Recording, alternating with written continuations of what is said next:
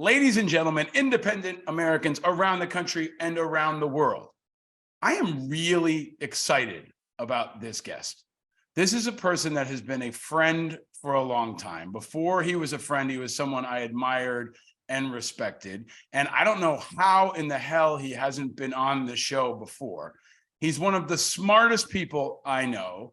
He's one of the most dedicated people I know, and one of the most interesting people I know, and someone who can help us through this very wild and weird time in America. Finally, the great and powerful Gideon Yago is here on Independent Americans. Welcome, my friend. Hi, buddy. It's nice to see you, Paul. Hi, buddy. What took so long? Why the fuck haven't you been on before? I don't know. I mean, I don't produce this show, so that's like an internal question you're going to need to like dig deep and ask yourself. But I'm here for you now, as I have been here for you for so long. So it's nice to make it officially official. Well, if you were producing this show, it'd probably get a Peabody and an Emmy and a couple presidents on it, like you did in the past. We'll get into that. I want to talk about MTV. I want to talk about the state of the media. I want to talk about the writer's strike. I want to talk about politics. But I was trying to think, like, as a starting point, where did we meet? Do you have any idea when we first I know exactly where we met. I can tell you exactly where we met. We met inside the Democratic National Convention in Boston in 2004, where you were working on something called Operation Truth at that time, before it was the Iraq and Afghanistan Veterans of America. And I was doing live hits. It was probably the second or third story of whatever the arena was in Boston. I was doing some live hits, and you came over and you had seen the stuff that we had done earlier in the spring, and then the winter, and then the spring prior with the invasion of Iraq.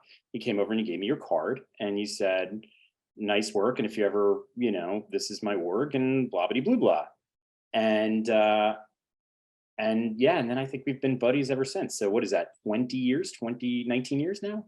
Yes, we met in our 20s and now we're in our 40s.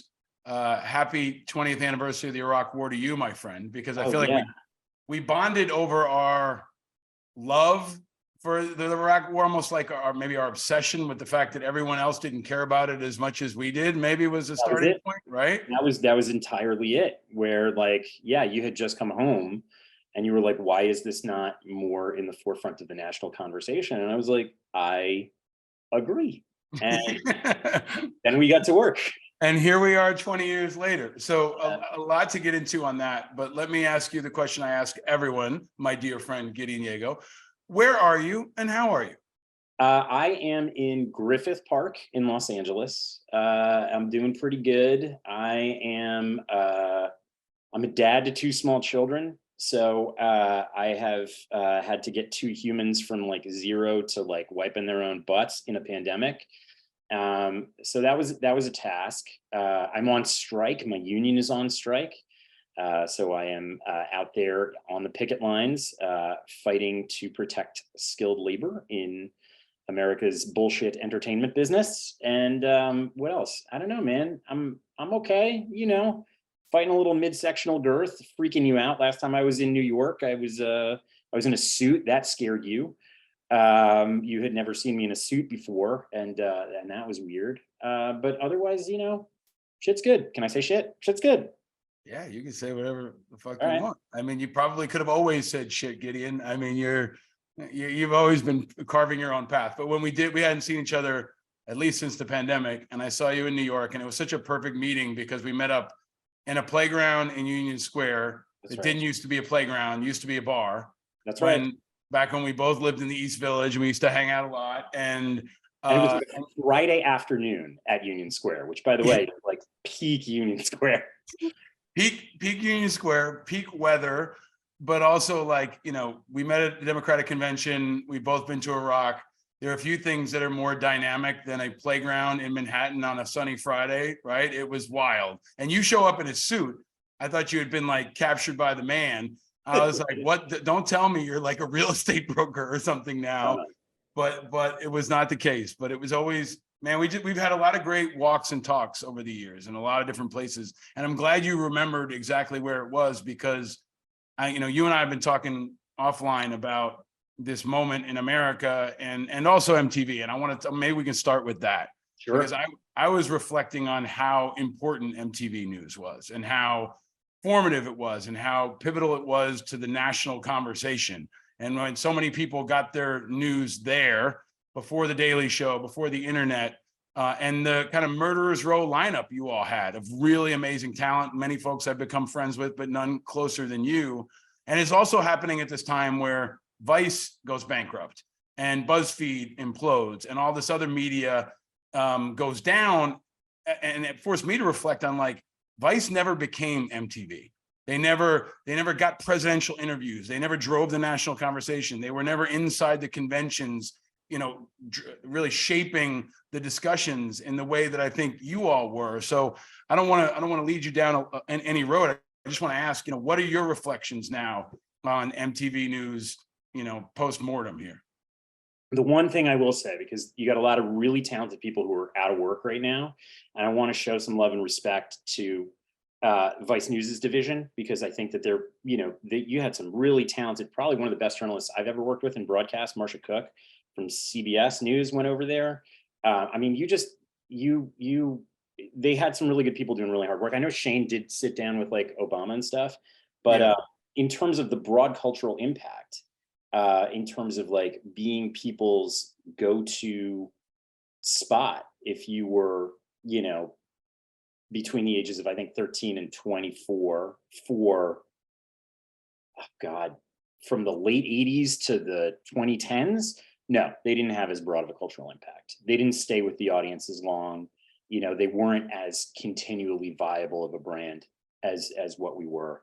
And it's you know, I think it's a big gaping hole in the marketplace right now, because you need somebody who's going to level with young folks in this country honestly, authentically, straight, you know, in a way that I think kind of respects their experience. And I just don't even know where it's coming from now. I just, you know, all I see is noise. Really, all I see is noise. You were, you know, you all helped guide us through it, right? Like, we're roughly the same age, but I talked to you this when we were talking on the phone last week. I mean, there were these folks that were dynamic personalities that were authentic, that were diverse, before there was diversity in news, right?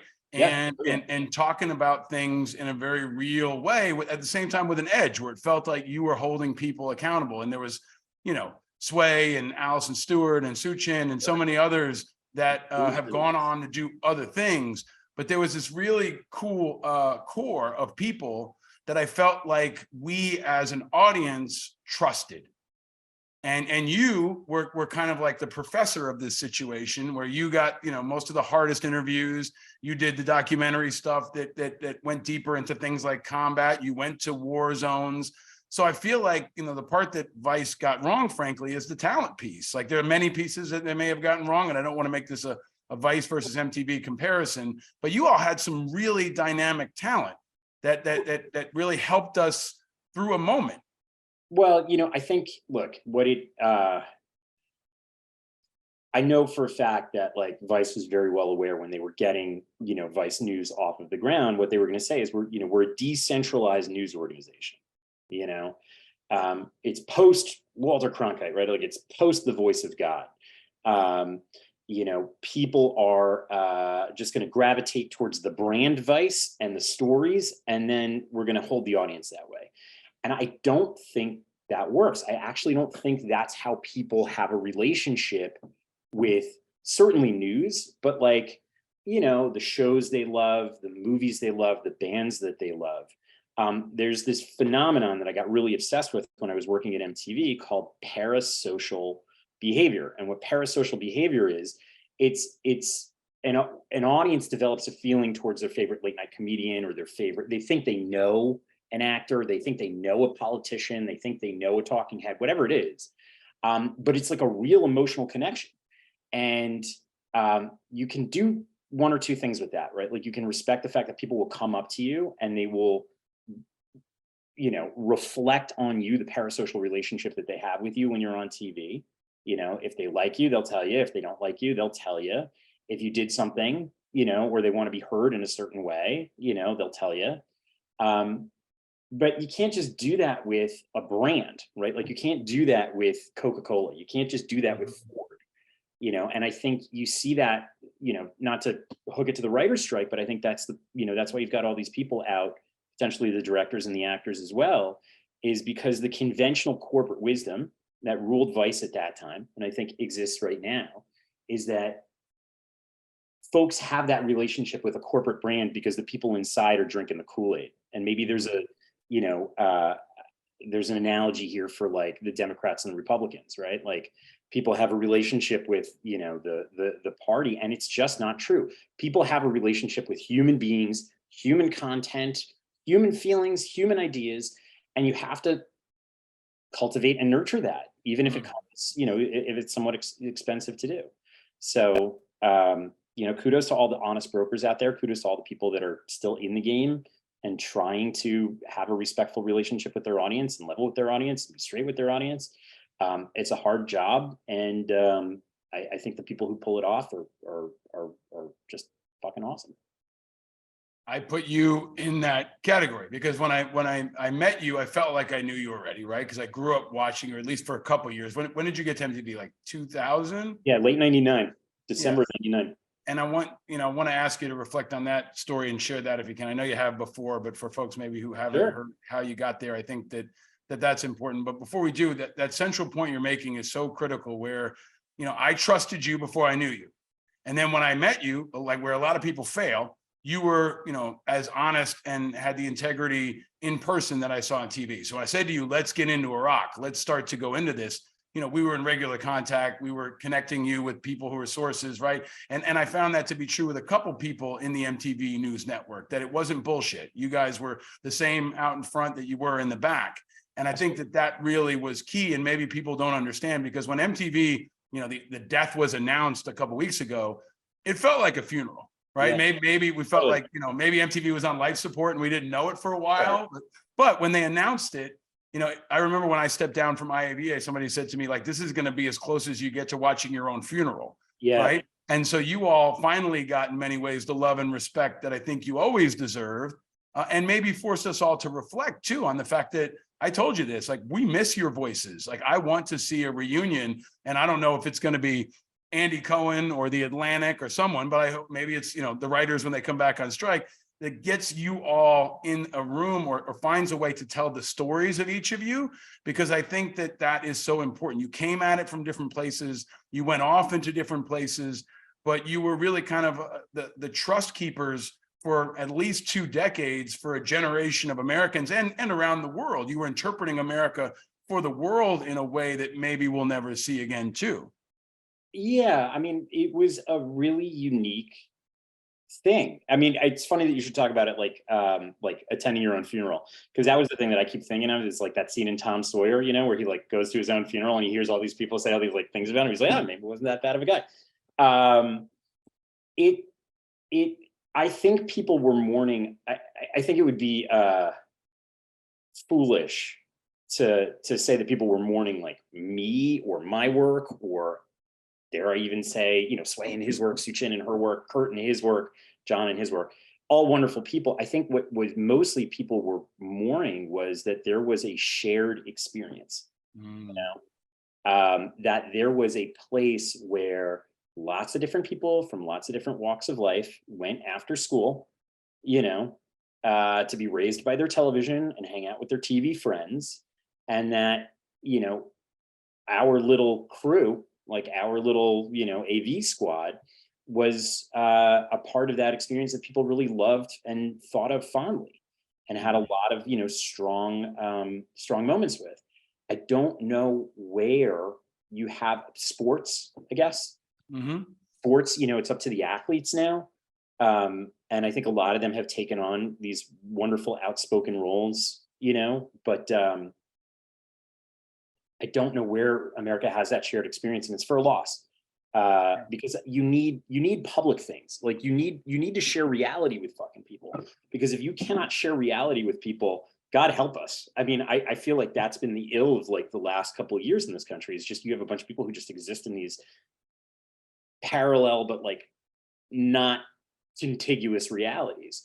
So I don't know. Yeah, I think that the shared experiences are really small in number, and often they're disasters, right? Whether it's like we're all facing a hurricane together, or there's a terrible school shooting, or and then there's the World Cup and a couple of isolated things. But even then, when those tragedies happen or those shared experiences happen, they go through your tribe, right? So it's you're taken through it by Rachel Maddow, or you're taken through it by Tucker Carlson, and that shared experience around the experience is no longer there anymore, right? And Yeah. and you all helped.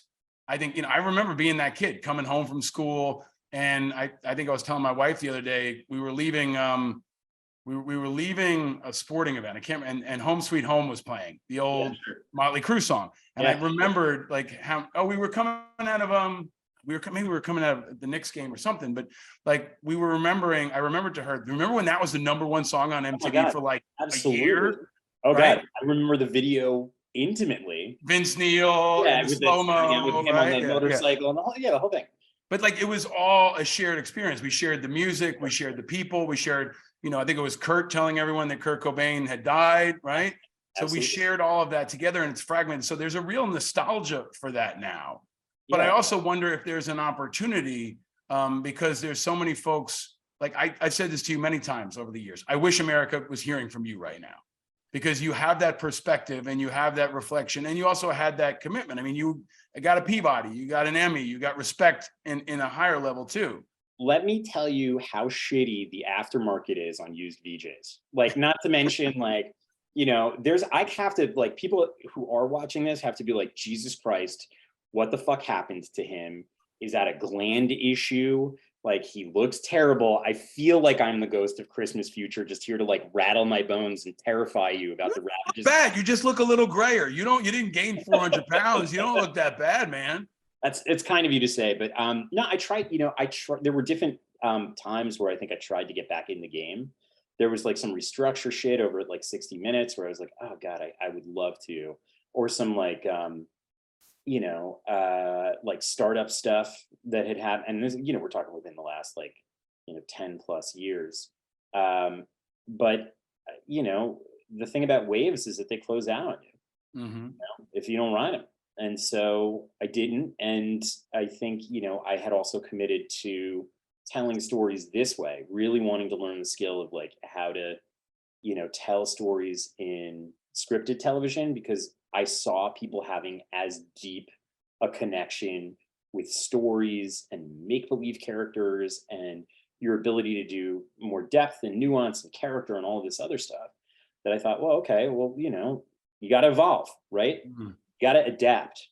What's the you're the one that turned me on to Leadership on the Line, right? Like, and what's Yep. the quote, right? If you're going to choose one fucking aspect of anything about yourself, not strength, not intelligence, not beauty, not charisma, not constitution, just going through the D&D top 6, Mm-hmm. is adaptability, right? So you got to adapt, you got to evolve. Well, So, you're doing that, and you've always done that, and I want to go deeper, but I also want to ask you if MTV is dead, and we're all at MTV's funeral here. Funerals are fun because you can kind of tell the stories about the person you knew, right? And I would ask you. We should be drinking at this. We should be drinking at this funeral. We should be. I mean, I think that's a part. We It used to drink. is 9 a.m. here in Los Angeles. So We could still drink often and later. But in the meantime, like, are there any anecdotes or parts of MTV that you want folks who, whether they loved MTV or whether they're now like learning about MTV News for the first time because they're the younger generation, or they're an older generation, never really understood it? What is there anything you want to share about MTV that you feel like needs to be told? Okay, I'll tell a story. I'm going to tell my September 11th story. Can I tell my September 11th story? Yes, please. Because like that was I think that's where it got really real for me. And I don't really tell the story very often, but I think it's a good story because it's like the totality of like a fucking day while I was there. So I was asked to leave MTV on Thursday, September the 6th. My contract was going to be up. My option was running out. And I was told that I was no longer needed. And the reason that I was no longer needed was I was hired in 2000 to do like get out the vote, politics for young people kind of stuff. And by 2001, you know, we were living in a time that was largely, there was this Onion headline that came out a couple of weeks after September 11th that I always loved, which was "Nation longs to care about meaningful bullshit yet again." And the picture was Britney Spears holding the snake around her from the 2001 MTV Video Music Awards. And they told me actually on the day of the Video Music Awards, they handed out the grids about who was going to be doing live shots. They had all the other correspondents set up, and I didn't have any role. And so I went to the executive producer, this woman, Jane, and I said, "What's going on?" And she said, "Well, you know, we're not going to pick up your option. You don't really fit in here. It's been a nice run, but like, let's start talking about an exit strategy." You know, so I worked that night at the VMAs, and then that whole weekend, I was like, shit, I got to get a real job. You know, I'm 23 years old, for Christ's sake. What am I supposed to do? I've like punted the reality of my life for a year after graduating college. Now I got to go out into the marketplace. And Monday night, there was this Michael Jackson concert, and everybody was still hungover from the VMAs. So they were like, "Hey, low man on the totem pole, dipshit, go cover it." So I'm out, I'm covering Michael Jackson, I'm out late. I go drinking after, I drop my tapes off, and then I go home. And I got to get up early because I wasn't going to stay up all night logging my tapes. So I get up, I go in, I'm living in Burn Hill in Brooklyn at the time. And I get on the subway. Subway goes underneath from J Street Borough Hall. Normally goes up the west side of Manhattan, but this time takes a detour into the World Trade Center. All of these people load on, and then it does this weird thing where it starts to like roll back towards Brooklyn. I'm like, what the fuck is going on? And then it jettisons forward past the World Trade Center, picks some more people up, and then takes us up to 14th Street and says, "You know, this train is out of service." And I have my headphones in the whole time. And I'm like, who are all these dicks from World Trade Center that are just like rushing into the subway and like crunching people, like, you know, packing us in like sardines? It's like, guys, chill out. And finally I get up to Times Square and I go inside, and that's when I see that the first plane is hit. And Judy McGrath, who's the president of MTV, is like pacing out front of the studio, which is, if you remember, if you watched it, on top of Times Square. She says, "Put on a clean t-shirt. You know, you're going to have to go on TV. Like, you're our politics guy, and this is like a politics story." And none of the executive producers had gotten in. It was like a skeleton crew. So I get up to the 29th floor, which is where we did all of our work. And it's just like this big wide open bullpen where all of the TVs are tuned into New York One. Mhm. And so you're just watching this kind of like depth of field, like psychedelic, you know, look of the burning towers. And then the first tower went down, and we just watched it on live TV. And then all the sirens went off in the building because they started evacuating the building because there was a general fear that Times Square was going to get hit. And so I had a police press pass. I grabbed a MTV promotional skateboard so I could move around quickly. It's a TRL, and it was like the worst skateboarding graphics ever. And I was like, if my friends see me on this, I'm going to get a ton of shit, but I need wheels. A bunch of cameras, a bunch of battery packs, and then got the fuck out and went back down to the line because I knew I could cross the police lines because I had a press pass. And I just started shooting, and I started shooting all day. And I remember I was at St. Vincent's on 14th Street, and you had all these people that were sitting out with these gurneys waiting for The bodies. stretchers were all outside. Yep. Yeah, and nobody was doing it. And so then, you know, MTV went to we started rolling just music videos, but Judy called and said, "Look, if you guys can cut news packages, we'll roll them every 15 minutes. Like, we'll give you," and our news packages were 3 minutes, "we'll give you 50% of the airtime to intercut it with music videos, if you can bring us back stuff." And that year was the year of James Byrd and Matthew Shepard, and our pro-social campaign was about hate crimes. So I just started like interviewing Muslim American kids, Sikh American kids, you know, folks that might be on the receiving end of some confusion or ire, if they were the lone brown kid in middle America. Essentially to decry and say, look, this isn't my background. This is a perversion of Islam. I kept thinking, well, who's the person that I could get that could maybe provide some context? Because I'm from New York, right? Like, I'm from New York City. I'm from one of the truly great, diverse societies that history has ever made. You know, everybody from everywhere. We all fucking hate each other, but we all fucking get along. And we all fucking love each other. And like, really, it just comes down to Yankees versus Mets. And I thought in my mind, Muhammad Ali, right? Because here's the most prominent American, African American, Islamic, you know, person I could think of. And so I called his manager and I said, can I get him on the phone for 3 minutes to explain that this is maybe a perversion of Islam? So me, by the way, American Jewish kid from Queens. Yeah. So I get back to my apartment in Burnham Hill at the end of the night. There's like this fine layer of dust across it, everything. I'm not going to vacuum. So the only place where I can really sleep is my bathtub. So I go and I park it to go bunk in my bathtub. I'm 23 years old.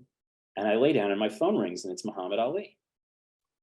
And I end up laying at 10, 11 o'clock at night, having an hour and 15-minute conversation with Muhammad Ali about how I'm fucking doing, in addition to doing this piece, which I then, you know, and I get to, and it's a deep talk. And then I cut it and we run packages around it.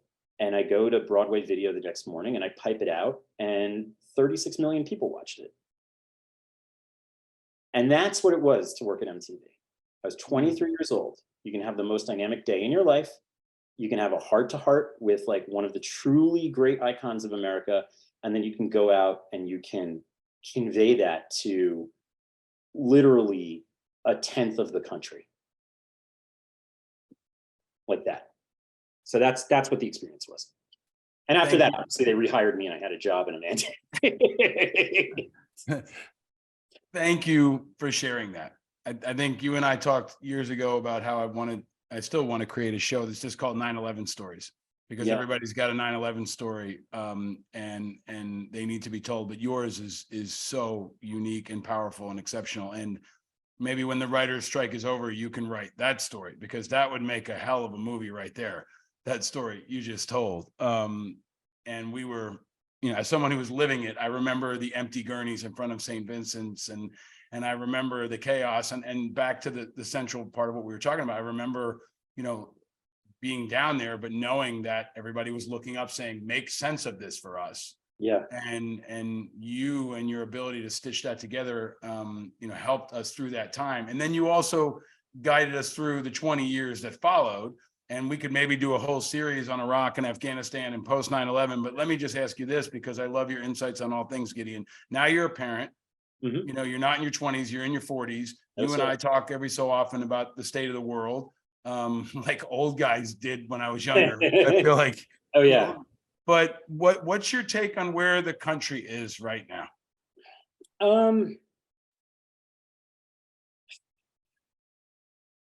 It's not great, Bob. I mean, look, I think of these things in terms of my son, and I think of these things in terms of my daughter. You know, we have been friends for what, 20 years, right? We've been friends for roughly as long as we were old when we started, our narrative began, and we kind of really engaged with the world in a meaningful way. I think back to those times, and there are things about those times that I think were, you know, really particularly difficult. You know, if you're lesbian, gay, bisexual, transgender, I don't think living at a time, you know, in the late 90s, early 2000s was as, you know, welcoming, accepting, you know, as America is now. So it's easy to say, oh, those were the good old days, right? And be like, you know, blissfully unaware of the way that it impacted it. There's a conversation about race. I think there's conversations about gender that, like, yeah, it was a great time to be like a fucking straight white guy, but like there was a lot of culture of acceptance for, you know, toxicity in the workplace, you know, along the lines of race and sex. And I think we made a lot of progress as a country in that direction.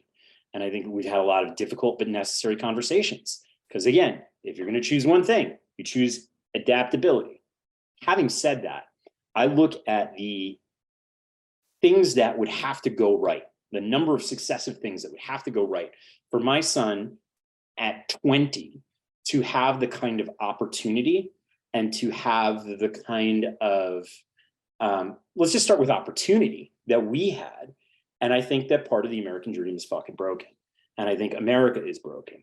And I think, you know, the boomer thing of just like wait until they all die out to start addressing these problems because it's not politically expedient to do it. Fuck that noise. We got kids, and it's going to take a minute to turn a ship this big.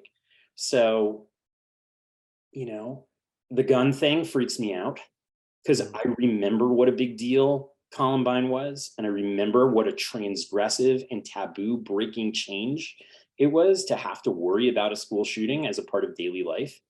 You know, I'm a gun owner. I'm not an I don't believe that, you know, you should have some of these weapons without regulation and background checks and insurance, you know, because I'm worried about sending my kid to a public school, you know, or a private school or a fucking synagogue, knowing that, you know, there's just a higher risk basis for him getting shot. And I keep saying him because he's like out in the world. My daughter's only 18 months. So it's not like I don't give a shit about her. Also, she's like very athletic and spry. And I kind of feel like she would be like the one that would like fight back and dominate the shooter in the school shooting situation. But that's worrisome to me. You know, can I ask you to just wages have been stagnant for 20 odd years. That's worrisome to me that especially middle class wages, that all of society has turned into a combination of a casino and like a vacuum for a very small subset of the population. That is worrisome to me, that like we've lost some fundamental abilities and skills and that we don't share, you know, a public reality. That's worrisome to me. So we got a big load of shit to fix ahead of us. I mean, I love America. I love California. I love New York City. I love, you know, the places that I've been fortunate enough to make homes in. You know, most of my family doesn't live there. Most of my family's from Louisiana. But, you know, I just, I think we got a lot of work to do. I appreciate your insight on that too. And this is why I wish like we could have fireside chats with Gideon once a week, because you've always been great at putting the pieces together. And I think that you touch on a lot of things that people are concerned about. You also covered the politics of it. So I can't have you on the show and not ask you for your analysis, commentary, reflections on what's looking like a Trump versus Biden matchup. You know, look, I mean, you kind of, I'm, you know, Freud calls it civilization and it's discontents, right? You're not going to get everything you want. Like nobody wants to deal with the discontents part of civilization, but there's a discontents part of a civilization. I do think if it's not a Biden versus Trump matchup, I also know that like in my experience, you know, Herman Cain was the front runner in like December 2015. Like, a lot of this is fucking angels on a pinhead until you get these caucuses together in Iowa and you get people on the streets in New Hampshire. And then suddenly, oh shit, you know, the conventional wisdom gets kind of put on its head. I think Biden is your Democratic candidate. I think he's doing a real bang up job. You know, I have my issues with the conduct of the evacuation of Afghanistan, but I think as a politician who is making compromises and doing deals to serve the American people, like I would love a boring and effective fucking dude as opposed to some barn burning shit stirrer that has us at each other's throats. You know, I don't think that's fucking healthy. I think you got to make compromises and then you got to get to work because we got shit to do. So this idea of this like ideological purity, identity politics bullshit, that's got to go. Like there are fucking big holes in this country. We are still digging ourselves out of a pandemic and we got a lot of work to do to kind of set it right. So yeah, my heart's with anybody who's going to just do the work as opposed to the fucking song and dance. I work in entertainment. I don't want it in politics. If you want to walk on my side of the street, come out here and deal with the shitty pay and the bullshit agents. Don't do it there. Like there is a place for it. and you'll get a great base tan, but like it's not, that's not there. I wonder what the 20-something-year-old MTV news correspondent would think about a time 20 years in the future where two 80-year-old guys are running against each other. It's like the nightmare scenario for everything that was MTV News when you all were talking about young people and the power of young people. It was kind of a, and there was also, the business model magic of TRL and the award shows and Rock the Vote and all the other components kind of helping shape the culture. But in the midst of all that, I don't want to leave you without Trump. Sure. What is your I consider him the He's number from my one. neighborhood. He's from Queens. I consider him, I've said it, I think he's the number one national security threat. I think it matters if he wins the nomination, but he's also important because he has millions of angry people with guns who are following him. So I look at him as much as a domestic insurgent and a national security threat as I do a political candidate for office. But what's your take on what he is right now? Yeah. So what he is right now is first, let me say, I want to show respect for the people who go out there and like bought into his bullshit, because there's a lot of fucking you have a lot of people who were facing complex problems in their communities. I think a lot of those problems are economic in nature. I do buy that. I do believe that you have a lot of people whose like livelihoods and sense of a future was hollowed the fuck out. I think they were looking for someone to provide a easy solution to that.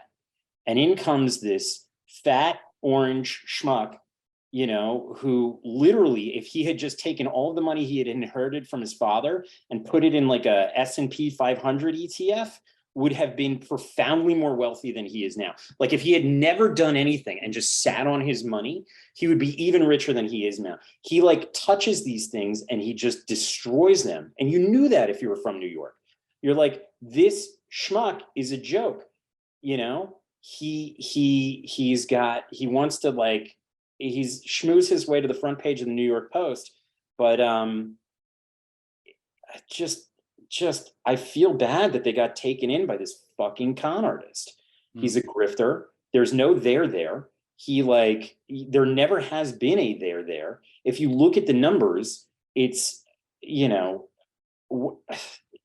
he's a marketing guy. And I think he's bad for America. Yes. Is he a national security threat and all these other things? I think he kind of unleashed that it was acceptable to be a certain brand of incompetent, angry prick, and that the key to success was denigrating your fellow man. And that's all that you needed to like get yourself in the spotlight. And fuck that noise, right? Like I work, just fuck that noise. Make shit. Sure. Do so as we get to the pride in like fucking making stuff rather than just like braying in the comments section. Get busy, get active, like go to fucking shop class, dude.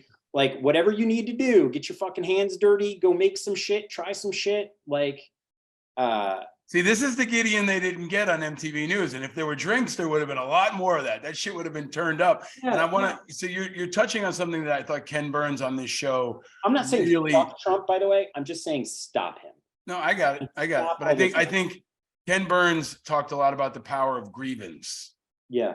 And the history of grievance in this country. And he very artfully laid out how Trump has manufactured and amplified and driven that in different directions. But as we think about grievance in this reflection, let me ask you to talk about the writer's strike for a second, because my sense is most Americans aren't tracking on it. Most Americans kind of don't give a fuck. Right? Because there's Ukraine, there's prices, there's Memorial Day's coming. They have a million streaming options. They don't understand maybe what writers do or who they are. But let me ask you, like an MTV News type question, why should America give a shit about the writer's strike right now? I think that Hollywood labor is fighting for some really basic stuff that all Americans are fighting for. We're just doing it as a collective bargaining campaign. You know, everybody is facing down their boss, and their boss says, now's not the right time. We don't have enough money. The business has changed, whether it's globalization or tech disruption or private equity coming in and just levering a company with a shit ton of debt so that, you know, the private equity executives can write themselves fat checks and then they can fucking sell a viable business for parts. You know, the writers and our colleagues, the directors and the actors, because it looks like this is going to be the first time you're going to have a general strike in Hollywood history, are simply saying, why? Why are we giving it all up to tech? Why are we giving it all up to the business model of private equity? You know, you got a bunch of people who make something and have made something for 100 years in America that audiences love, they pay for, and you can export around the world. Not a ton of businesses like that. And we have done that, you know, facing tech disruption.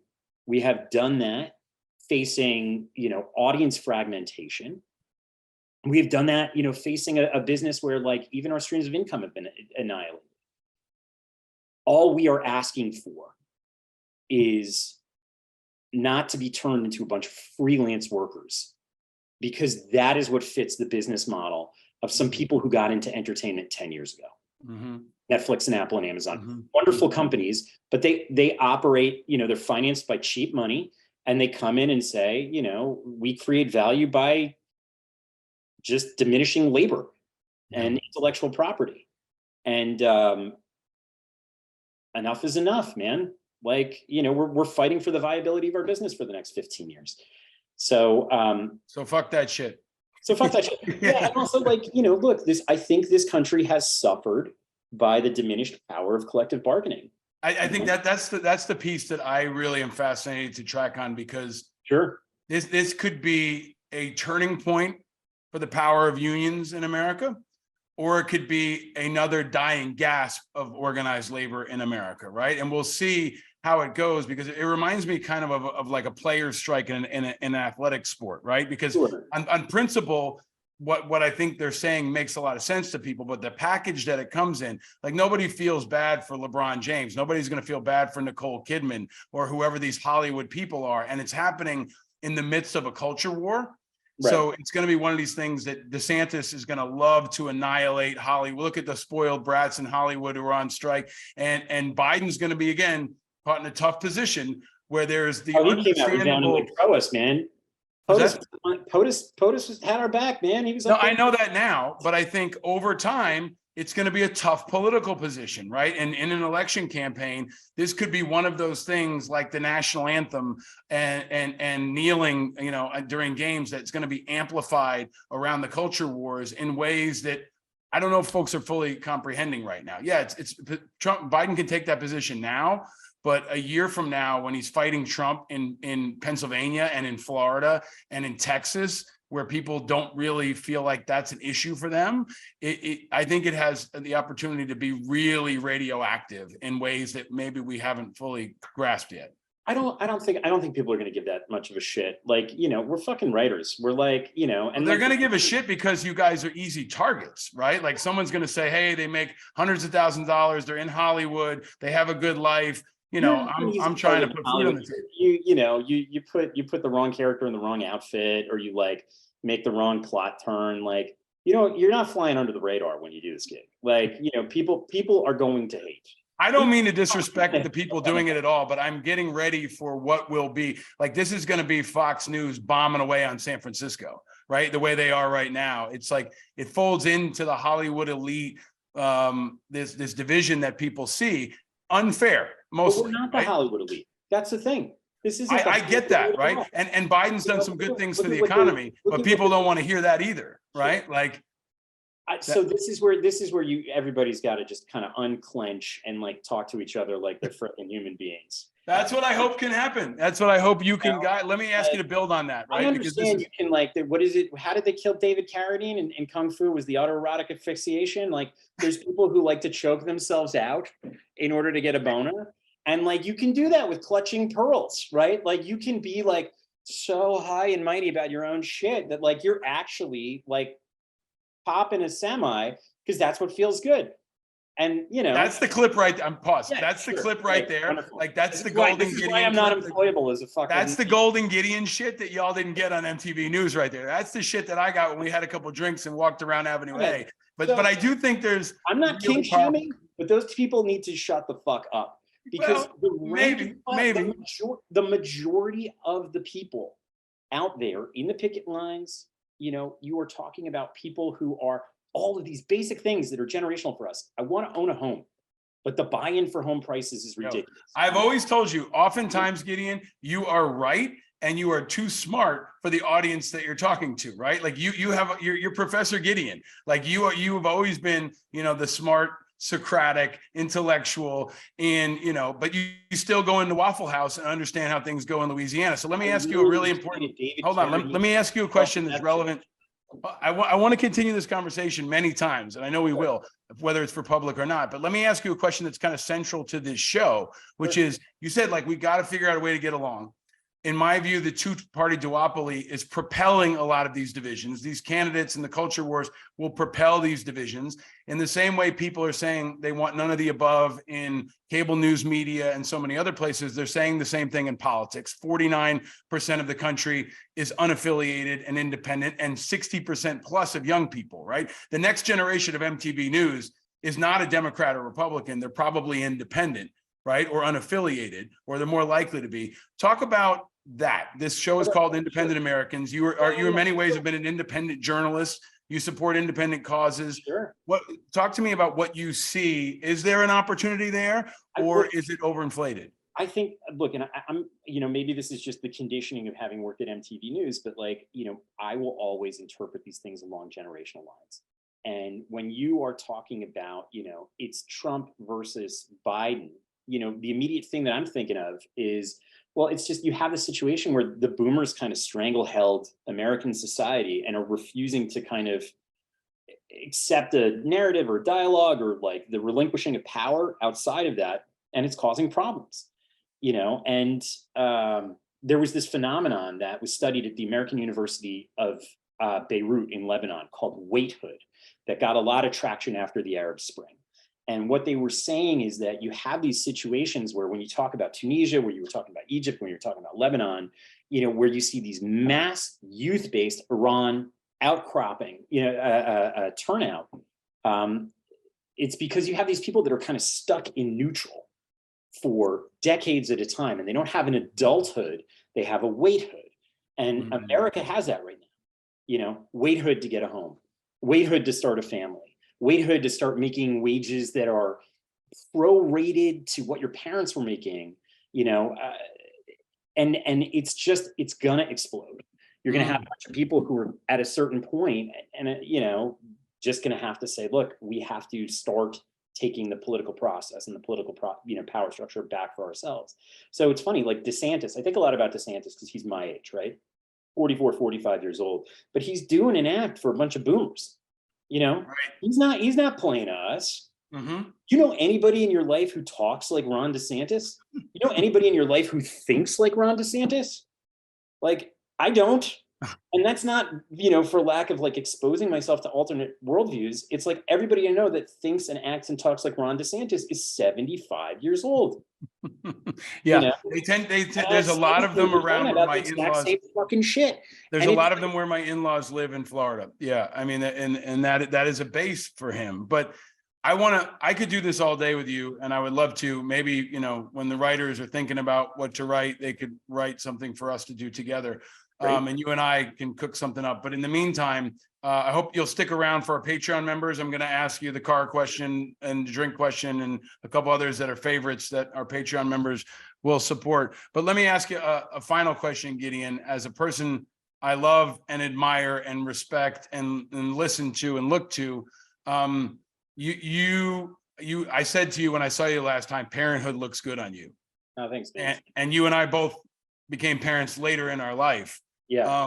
Do you have any insights or wisdom now that you're a parent that you didn't have before?